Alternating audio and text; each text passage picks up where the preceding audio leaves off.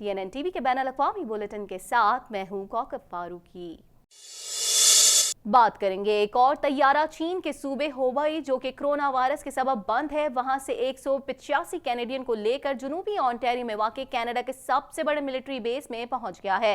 मजीद अहवाल इस रिपोर्ट में। चीन में फंसे कैनेडियन शहरियों को लेकर दूसरा तैयारा कनाडा पहुंच गया है। तैयारा चीन के सूबे हुबई जो कि कोरोना वायरस के सबब बंद है, वहां से 185 कैनेडियन को लेकर जनूबी ओंटारियो में वाक़ कनाडा के सबसे बड़े मिलिट्री बेस में पहुंचा।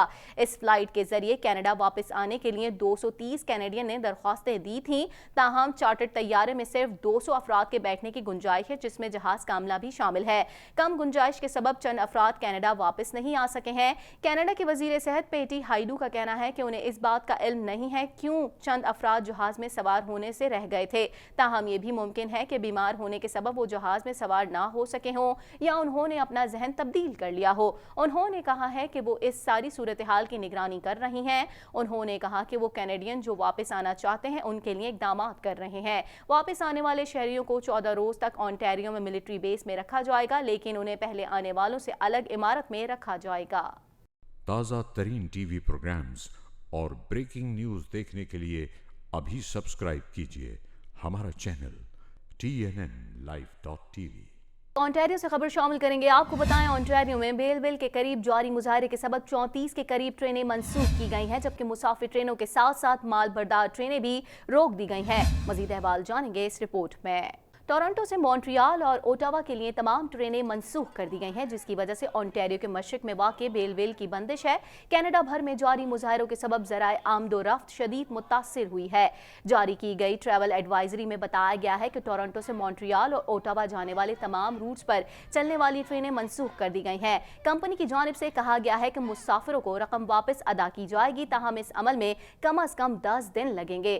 कनाडा भर में कई रोज से वेटसोइड एन की हिमायत में जारी मुजाहरों के सबब मुल्क भर में मुख्तलिफ मकामात पर ज़राए आमदोरफ्त मुअत्तल है। वेटसोइड एन के हामी शुमाली ब्रिटिश कोलंबिया में 670 किलोमीटर के गैस पाइपलाइन मंसूबे की मुखालफत कर रहे हैं। ओंटारियो में बेलविल के करीब जारी मुजाहरे के सबब 34 के करीब ट्रेनें मनसूख की गई हैं, जबकि मुसाफिर ट्रेनों के साथ साथ माल बरदार ट्रेनें भी रोक दी गई हैं। कैनेडियन नेशनल रेल की जानिब से जारी बयान में कहा गया है कि जब तक बंदिशें खत्म नहीं हो जाती तब तक मुतासिरा मकामात पर ट्रेन सर्विस मुअत्तल रहेगी। वाज़ेह रहे कि पुलिस की जानिब से मुख्तलिफ शहरों में कई मुजाहिरीन को गिरफ्तार किया जा चुका है, ताहम उन पर किसी किस्म के कोई चार्जेस नहीं लगाए गए।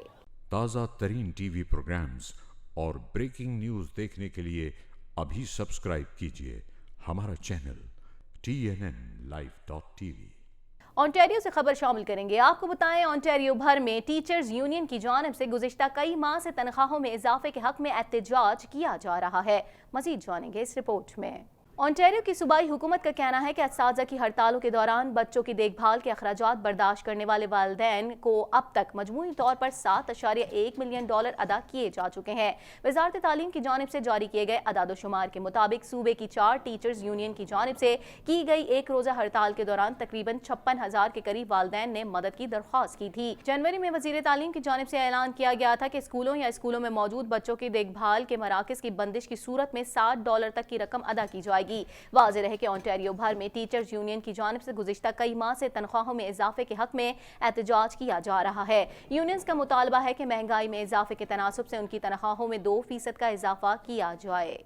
ताज़ा तरीन टीवी प्रोग्राम्स और ब्रेकिंग न्यूज़ देखने के लिए अभी सब्सक्राइब कीजिए हमारा चैनल TNN-Live.tv। क्वेबेक से खबर शामिल कर लेते हैं। आपको बताएं, क्वेबेक की वजीर माहौलियात का कहना है कि कंपनीज को अहदाफ दिए गए हैं ताकि वो ऐसी अशिया बनाएं जिनकी रीसाइकलिंग की जा सके। मजीद जानेंगे इस रिपोर्ट में। क्वेबेक की हुकूमत माहौलियाती आलूदगी के खात्मे के लिए एक मंसूबे पर काम कर रही है ताकि सनतकारों को इस बात का पाबंद बनाया जा सके कि रीसाइकिल अशिया को महफूज तरीके से इस्तेमाल किया जाए, ताकि उनके रीसाइकलिंग के अमल को जारी रखा जा सके। सूबाई वजीर माहौलियात का कहना है कि कंपनीज को अहदाफ दिए गए हैं ताकि वो ऐसी अशिया बनाएं जिनकी रीसाइकलिंग की जा सके, ताकि दस्तयाब मवाद का कम से कम इस्तेमाल यकीनी बनाया जा सके।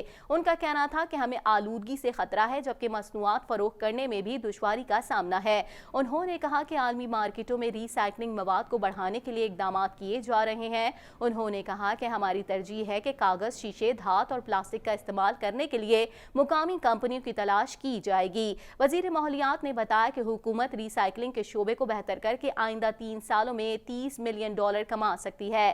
منصوبے کا آغاز سال 2022 میں کیا جائے گا جو کہ 2025 میں مکمل ہوگا۔ انوائرمنٹ منسٹر کا کہنا تھا کہ ہماری ترجیح ہے کہ ماحولیاتی آلودگی کو کم کیا جا سکے، جس کے لیے ہم کوششیں کر رہے ہیں۔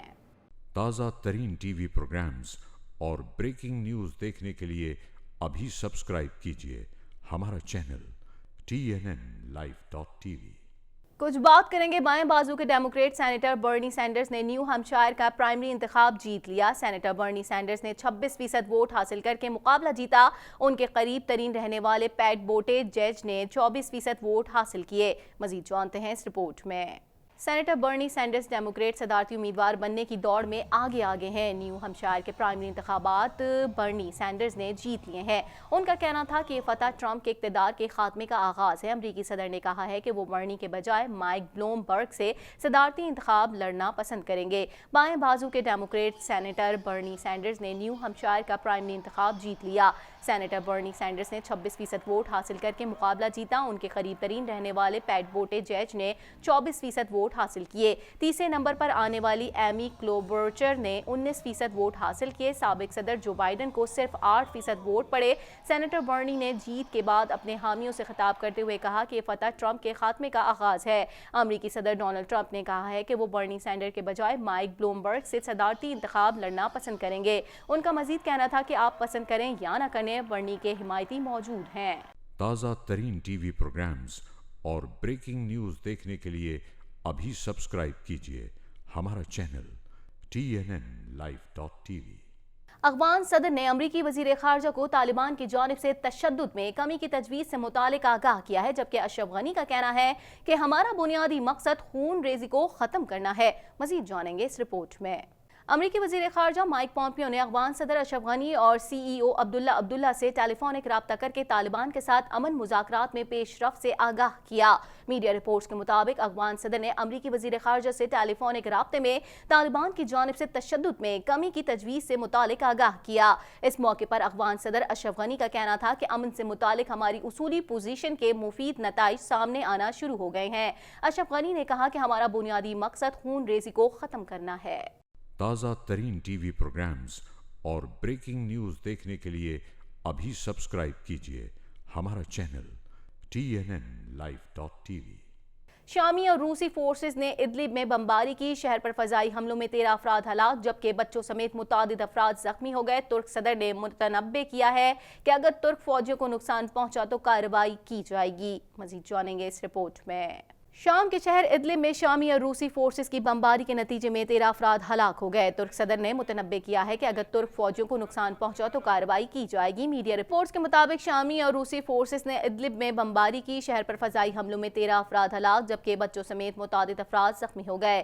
بمباری سے متعدد عمارتیں بھی تباہ ہو گئیں اور گاڑیوں میں آگ لگ گئی۔ خیال رہے کہ 2018 میں ترکی اور شام میں جنگ بندی کے باوجود اب تک 1800 شہری فضائی اور زمینی حملوں میں ہلاک ہو چکے ہیں۔ ایک رپورٹ کے مطابق بمباری اور حملوں کے باعث گزشتہ سال 15 لاکھ شامی شہری ترکی کے سرحدی علاقوں میں نقل مکانی پر مجبور ہوئے۔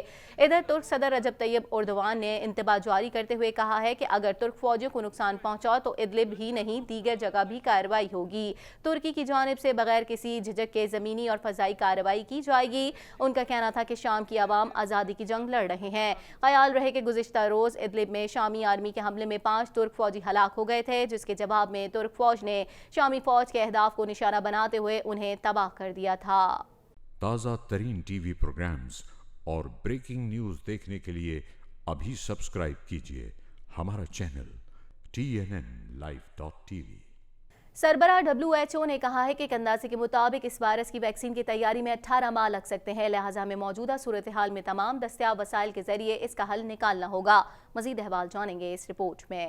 عالمی ادارہ صحت کے سربراہ کا کہنا ہے کہ کرونا وائرس کے نتائج کسی بھی دہشت گردی کے واقعے سے زیادہ ہو سکتے ہیں۔ غیر ملکی خبر رساں ادارے کے مطابق کرونا وائرس کے پھیلاؤ کو روکنے اور اس سے نمٹنے کے لیے ورلڈ ہیلتھ آرگنائزیشن کا اجلاس جنیوا میں ہوا۔ اس موقع پر عالمی ادارہ صحت کے سربراہ نے کرونا وائرس کو کسی بھی دہشت گردی کارروائی سے زیادہ خطرناک قرار دے دیا۔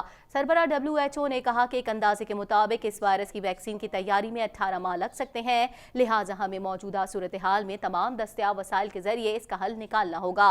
WHO کے سربراہ نے کہا کہ جو لوگ کبھی چین نہیں گئے ان لوگوں میں اس وائرس کی تشخیص میں اضافہ نادیدہ خطرے کی پہلی جھلک ہے، لہٰذا ہمیں اس خطرے سے تیزی سے نمٹنا ہوگا۔ خیال رہے کہ کرونا وائرس سے ہلاک ہونے والوں کی تعداد 1100 تک پہنچ گئی ہے، جبکہ متاثرہ افراد کی تعداد 44,000 سے تجاوز کر گئی ہے۔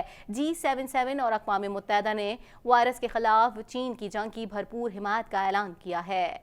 تازہ ترین ٹی وی پروگرامز اور بریکنگ نیوز دیکھنے کے لیے ابھی سبسکرائب کیجیے ہمارا چینل TNNlive.tv۔